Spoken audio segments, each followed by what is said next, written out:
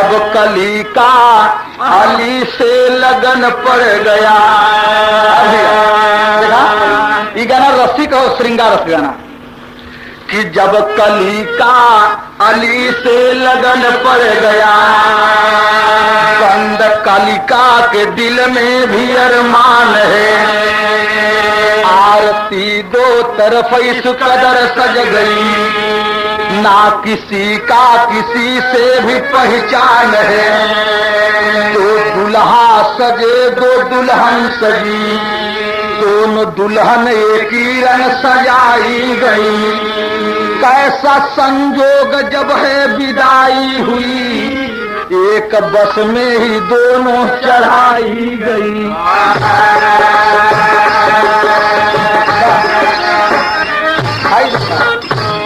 आई देखा गड़बड़, ये बात सैयद देवरिया जिला का, और देवरिया जिला में एक दुल्हा और दुल्हन इधर चलन, एक दुल्हा दुल्हन इधर चलन।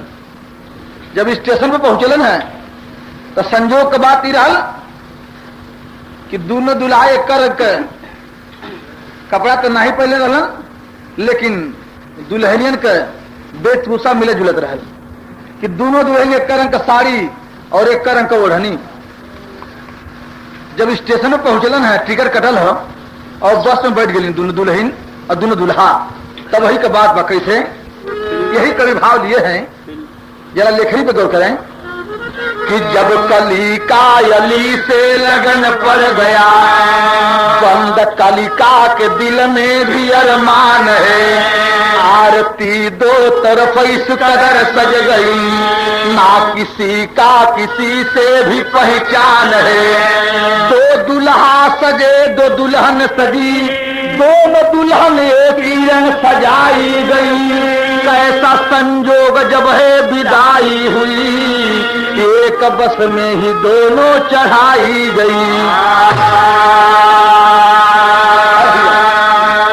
जब दोनों दुल्हा दोनों दुल्हन बस में बैठली हैं तब तर्ज वही कि लागल गंगा जी का मेला, अरे झांक बदरा से अजोरिया, दोनों दुल्हन ओढ़नी में से मुखड़ा निकाल झांके, तो कभी उपमा ले लिया वहां क्या कि झांक बदरा से अजोरिया, ओढ़ ले किरण चुनरिया, तो चली चली ममिया में से नूरा सजा के सजनी, झांक बदरा से अजोरिया, चली ममिया में से नूरा सजा के सजनी,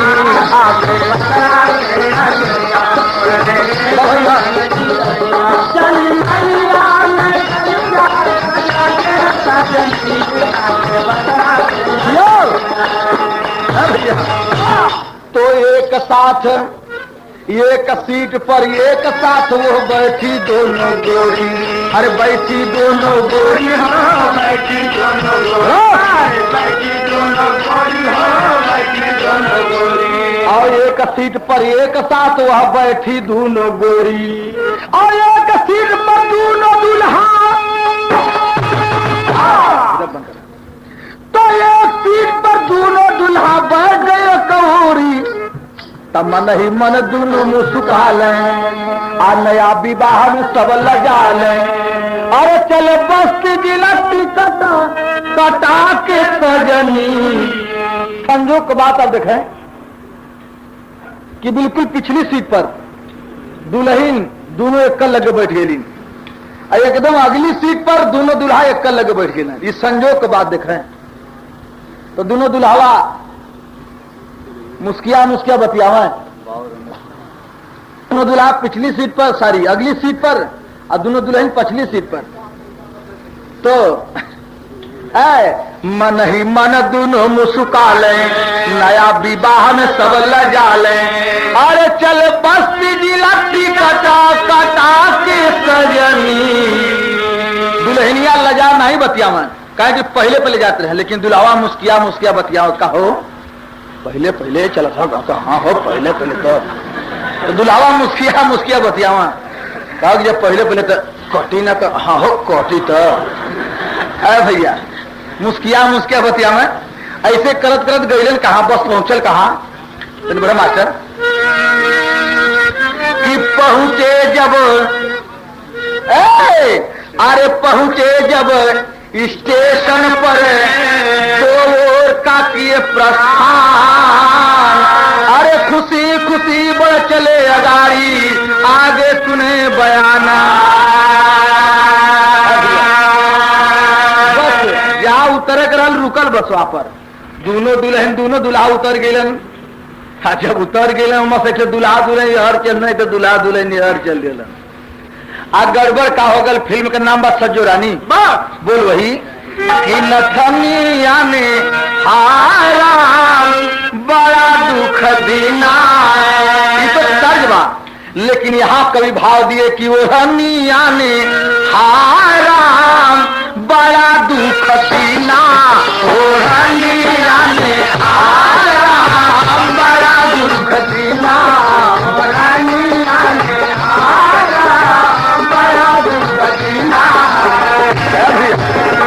ओढ़निया का दोष इतना रहल कि एक रंग का ओढ़नी एक रंग का सड़िया तो बतिया गड़बड़ा गई स्टेशनवा पर।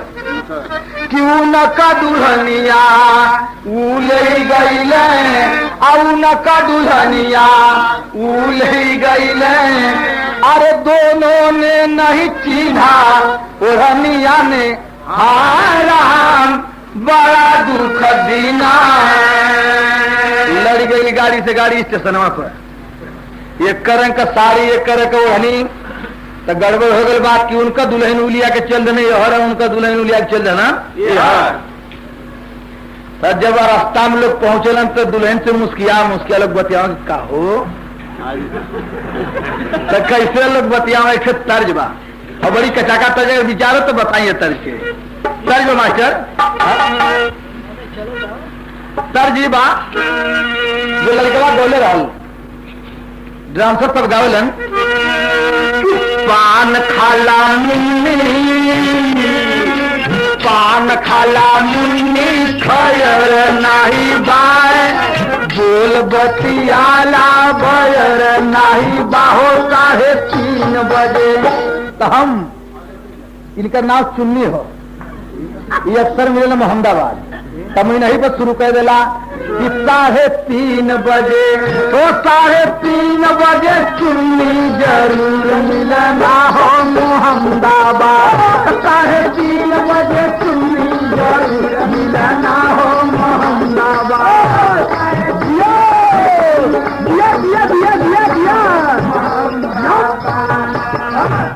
यह तर्जबा और यही तर्जबा के औरतिया सब गाड़ी बना करके गाँव ने जब देखना अपने बर्तिया खाए पे तो बैठल तब तू मत चला किसी को जो बर्तिया हो ताक तुके दोरिये बैठली पहले बतौली कि ताक तुके दोरिये बैठबे करी तो कवर धीरे धीरे उठे सन की है तुम देखा देखा देखा धीरे धीरे खा देखा। घरवा में सब औरतिया यही तर्जबा में गाड़ी शुरू कर ली तो ये औरतिया सब गावली घरवा में कैसे कि अरे खत आए गई सहरा बनारस से हो, खत आए गई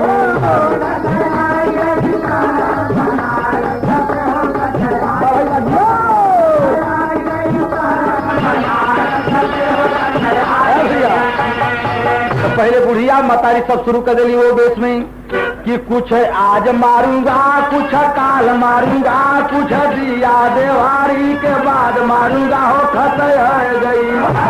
बाहर गीत इतनी सुहावन की बर्तिया और धीरे धीरे खूब गरियावा तो सुनल जा मन का आए हर और सब मारूंगा मारूंगा लगोली ख्याल नहीं कहे कि मारूंगी कहीं कि मारूंगे कहे कि मारू गो कहेंगे मारूंगा मारू तो मरबा करूंगा।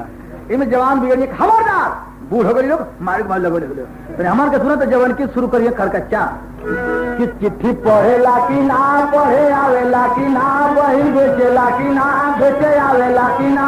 रोका रोका एकदम मैंने खरकच्चा शुरू कर लिया का नमस्कार पर यही तर्ज बा लेकिन आगे छोड़ा कुल इंग्लिश में भी गई आवली लेकिन बात ये छोड़ दा तेरी जगह का बात सुना तही तर्जवा में।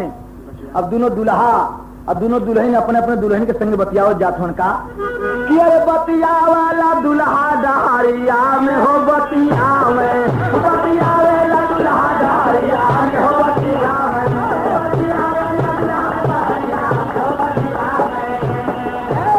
अरे छम छम बाजे ले उनकी पयजनिया अरे कमर में सोहे बोल सोहे कर धनिया बाजले। बतियावत मुस्कियात जात हो लोग, लेकिन कैसे भाव कजरी आ गई, कैसे कि अरे साजल साजल अरे हो मोरे राम। कैसे जा लोग बतियावत कि अरे दोनों दुल्हा के संगवा दुल्हन, दोनों दुल्हा के संगवा रहली दुल्हनिया हो रहीनिया। दोनों दुल्हा के संगवा रहली दुल्हनिया हो रहीनिया। बैरी भैली जवनिया ना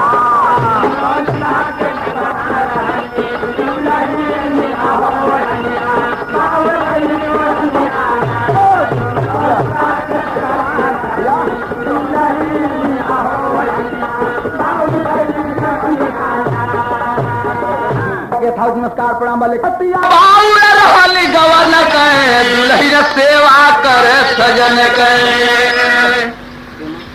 दूल्हा अपने भवनवा कोई जाना ला नाही करनवा। रतिया बाउर रहली गवन कहे दुल्हन सेवा करे सजन कहे।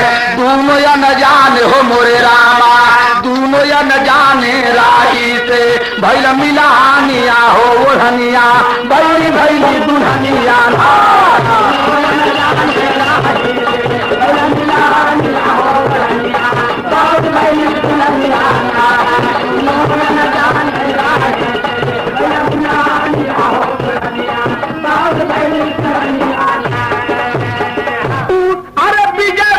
उनका दुल्हन लेके वो अपने घरे पहुंचला, उनका दुल्हन लेके वो अपने घरे पहुंचला। ए बाबू धीरे धीरे सुहाग रात बीत गई, 10 दिन बीतल, 12 दिन बीतल, धीरे धीरे 1 महीना बीत गया। 1 महीना बीतल तो कवि जी टेरी दे दिए, क्या नहीं बोला कि अरे बसेरा 2 जीवन के छूट गए। संत टूट गया विप्र का टूटा यज्ञ का फेरा। पंडित जी लोग शादी ब्याह गन्ना बन्ना बैठा के जोग टोक कह के तंत्र मत पढ़ के अग्नि का 4-5 फेरा कह के तो शादी करावेलन। कहीं शादी ब्याह में गड़बड़ सड़बड़ न हो पावे। लेकिन यहाँ कवि जी क्या भाव लिखे हैं कि तंत्र टूट गया विप्र का टूटा यज्ञ का फेरा। बसेरा 2 जीवन के छूट गए। 1 महीना के बाद, 1 महीना के बाद एक दुल्हन के नैहरे के, एक दुल्हन का बाप मतारी दुल्हनिया के भाई से कहला कहो अरे जीता तने हाल चल होता बहनिया पहुंचल कि ना पहुंचल, कैसे बा कैसे नहीं बा। अब भाईवा मोटरी गठरी बनल अपने बहन का हाल चल ले तो बहनी उड़े चल दिया। जब चल दिया तो यहाँ कवि जी भाव दिए, तर्ज वही बा औरत सब गावली कि अरे भसुर जियरायावत होई है। जब भसुर लोग दुल्हन के मड़वा में ताक पात पहनावे जाला उसमें औरतिया सब गावलिन कि अरे भसुर दुल्हायावत होई है। लंगारा संगी सिरावत होई है। आप कभी कभी लोग गावलिन कि गहना ले अइला भसुर डिबिया में मुनि हो। खोली के देखावा नाट गाड़ी दे चुनी हो। लेकिन यहाँ भैवा मोटरी गठरी हले बहन का हाल चाल ले चल धरे बहनी उड़े तब नैहारे का लोगावा कहे लगा बराई हो। मिला ने चला है जब बहिनिया से भाई हो। मिला ने चला है जब बहिनिया से भाई हो। मिला ने चला से भाई हो। मिला ने चला है तब पहुँचल बीरा नवा बहिना के दुआरावा हो। पहुँचल बीरा नवा बहिना के दुआरावा हो।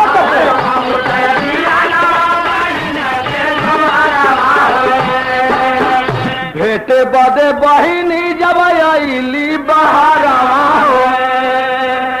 ई तो अपने बहनोइया के दरवाजे देखल रहे, दरवाजे पर चरपाई रहे, जाकर खटिया बिछा कर बैठ गल मोटर गठर रख करके।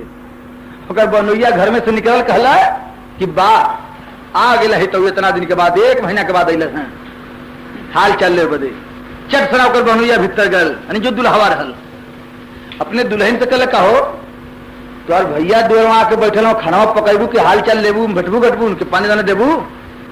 दुल्हनिया बेचारी बड़ा भारी अरमान लेके खाना बनावे छोड़ दिला। दरवाजे पर गई अपने भाई से भेटे बदे, लेकिन जब दलानी में गई दलानी में से देखत हो कि दरवाजे पर एक अपरिचित आदमी चारपाई पर बैठल। पहले कहो तुमसे मजाक करत हो हमारे भैया हमान कहा चिन्हत ना हो कि भैया ना होता भेट हमान तनी और खराब लगल देखा हमार भैया तो नाव लौकत हो खूनावा सूखा लगैली आखा पाथराई हो नीला ने चाला है जब बहिनिया से भाई हो। दुल्हनिया कल हमार भैया नहीं बाटन तो दौड़ल गल बहनोइया अपने हितवा के लग गए कल हितऊ कहना का देखा था जो दलनिया में खड़ी है चिन्हत हवा वो तो हमार बहना लगत है। दुलावा कहा तब बन ही गया जब तू अपन बहिन ना चिन्हत हवा जब तू अपन बहिन ना चिन्हत हवा अब तोहार बहन तोहके ना चिन्हत है देख बहुत भारी गड़बड़ हमके बुझाता। दुल्हावा कहे कि कहेला दुल्हावा एक शंका बाटे भारी हो एक की रंग ओढ़निया रहल एक की रंग सारी हो शायद दोनों दुल्हन गईली बसवा में बदलाई हो। यह तो हमके बुझात हो जब तू अपन बहिन ना चिन्हत हवा अब तुहार बहन तोके ना चिन्हत है तो हमके बुझात कोई बसों में दोनों बदला गई एक रंग का साड़ी एक रंग ओढ़नी रहल। भयवा लगल भोकर भोकर रोवे कही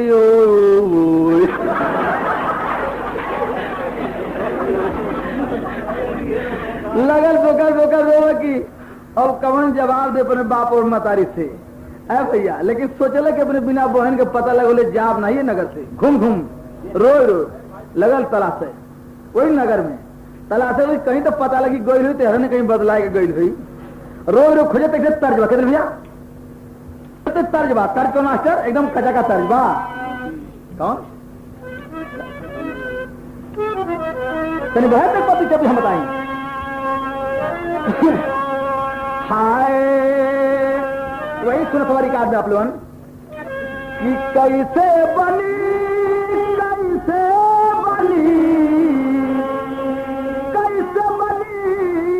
कैसे बनी तिलौड़ी बिना चटनी कैसे बनी।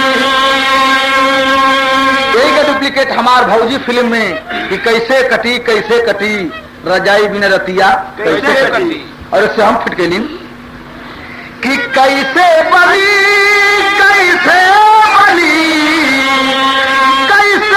हो रहा कैसे बनी कमाई बिना नथुनी कैसे बनी कमाई बिना नथुनी कैसे बनी कमाई बिना नथुनी कैसे बहनोइया अपने सरवा से कहे कि कैसे मिली अरे कैसे मिली रामा कैसे मिली यही तो उत्तर बहिनिया कैसे मिली यही तो उत्तर बहिनिया कैसे मिली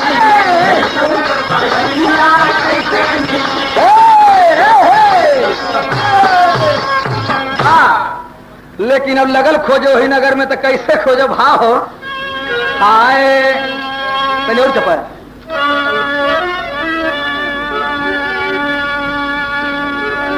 आरे रोवला बिरनवा झरे बनावा कपतई अरे घूमी घूमी नगरी यही में खो जाए दिनों रात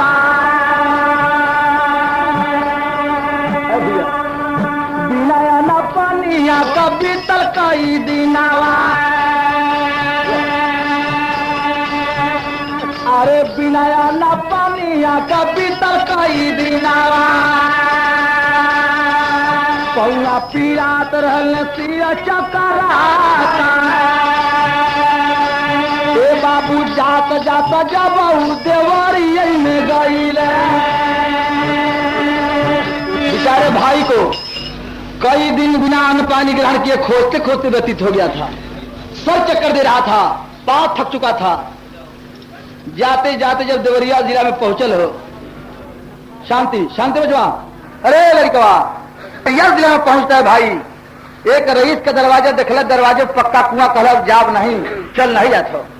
अब यही कुआं पर बैठ करके बहन के नाम पर जान दे दे, लेकिन अब कहीं जाब नहीं, थक गल पांव। 3 दिन बीत गल बेचारा के खोजते खोजते। तो कुआं पर बैठ करके झरझर आंसू बहावत रहल। गांव वाले जुटल, कहना बाबू कहाँ रहो, का बात हो बेटा, कहाँ घर तुहार हो। सब किस्सा बता लगल कि हमार बहन विदा होके आवत रहल। एक हमार बहन एक और डोली में दुल्हन चढ़ल, दोनों एक रंग के ओढ़नी, एक रंग का साड़ी तो कहीं बदला गई बा।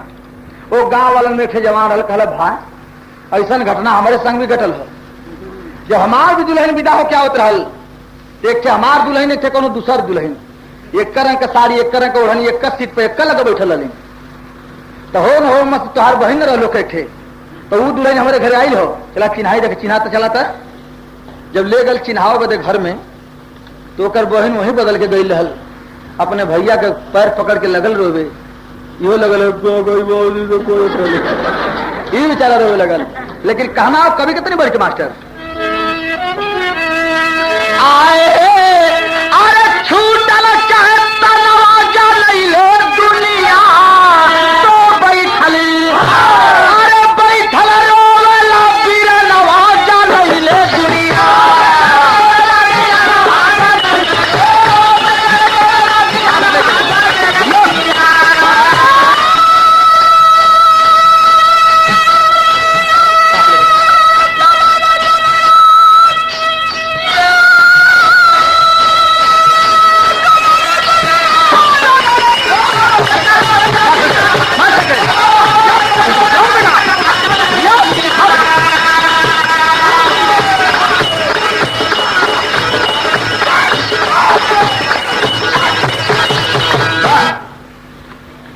बैठल रोवेला बिरनवा जानले दुनिया। राज कोई ना समझ पावे तब झंखेल सुनवैया, आई बहनिया देख के आपन चीन गईल बा भैया, दई के रोवैले चरा नवाजा लैले दुनिया। जब चिन्हौल हो गई, गांव वाले कहला बन गल का। अब वहीं ले बात कोई नहीं जानत, लेकिन दूसरे दूसरे को दुल्हन लिया लिया मौज मस्ती लेते। अब ले जवन भल तन भल, बिना जानकारी में जब जनौल हो गई, तब तो लोग अपन अपन सही सही दुल्हन बदल ले लो। तो भल बटोर दूनों से जुटे पंच प्रधान, गाल पंचायत बटोर दलन दोनों दुल्हा पर। कहला बिना जानकारी में जवन भल तन भल एक महीना, अब लोग अपन सही सही दुल्हन बदलने फिर से गांव वाले पंचायत बटोर दलन, दोनों ओर से पंच प्रधान मुखिया बगीचा में जुटलन चौधरी साहब। तो भैल बटोर दोनों ओरी से जुटे पंच प्रधान, दोनों दुल्हा मिलकर के कहो एक जवान, करीना विधाना का रक्षा नवाजा लैले दुनिया। जब बगीचे में पंचायत बटलन, दोनों तरफ से पंच प्रधान मुखिया चौधरी लोग जुटलन है। दोनों दुल्हा दोनों पंचायत में खड़ा हो गलन। कहलन एक फैसला पंच प्रधान मुखिया चौधरी इत्यादि कोई नहीं करी, एक फैसला हम दोनों दुल्हा कर ले जाई। दोनों दुल्हा खड़ा होकर के फैसला कैलन कि तंत्र सच्चा मंत्र सच्चा, सच्ची है एक बात। पंडित जी लोग शादी ब्याह गन्ना बन्ना बैठा के जोग टोक कह के तंत्र मंत्र पढ़ के करावेलन कि गड़बड़ सड़बड़ शादी न हो पावे, लेकिन सब कुछ बेकार, केवल एक ही बात सत्य है, और यही दोनों दुल्हन का फैसला भी बात कि तंत्र सच्चा मंत्र सच्चा, सच्ची है एक बात। जे करे साथे जेकर गुजरल पहली सुहाग वाली रात, वही सजा नवाजा लैले दुनिया। जवने दुल्हन के जवने दुल्हा के साथे पहली सुहाग रात व्यतीत हो गई, वह कर दुल्हन वह कर दुल्हा। पंचायत या लोग भतुआ मतिन मुंह ले लेके घरे चले भैल फैसला बड़ी अच्छा। तो लौट पड़े तब कोई, तो बिरनवा भोजन कैले, अरे पाकलना बहलोई, आयल तब अपने भवन नवाजा लैले।